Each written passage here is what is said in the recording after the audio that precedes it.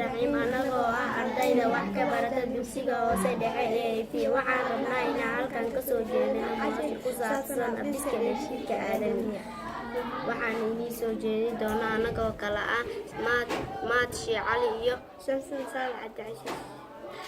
Digestive system. habdhiska dheefshiidka. Digestive system Habdhiska dheefshiidka is a group of organisms waa kooxo xubnaha working together oo wadajir u shaqeeya to convert si ay u bedelaan cuntada into energy. tamar. Food passes through Cuntadu waxay martaa tubo called loogu yeero the alimentary canal cuna mareen or ama the gastrointestinal tract, cuna mareen GI tract. GI tract. The alimentary canal Cuna mareenta is made up of wuxuu ka kooban yahay oral cavity, afka, pharynx, dalqada, esophagus, cunaha, stomach, caloosha, small intestines, mindhicirada and large iyo intestines. The mindhicirweynaha. accessory organs of digestive system Xubnaha caawiya habdhiska dheefshiidka aadamiga include waxaa ka mid ah teeth, ilkaha, tongue, carabka, salivary gland, qanjir caliyeedka, liver, baarka, gallbladder, xamiitida and pancreas. iyo beeryaraha. There are 6 major functions. Waxaa jira 6 shaqo oo waaweyn ah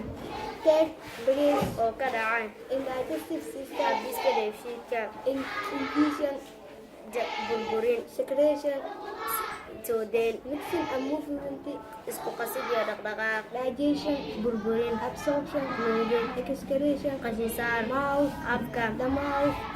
afka. Digestion Burburinta starts waxay ka bilaabataa in the mouth. afka.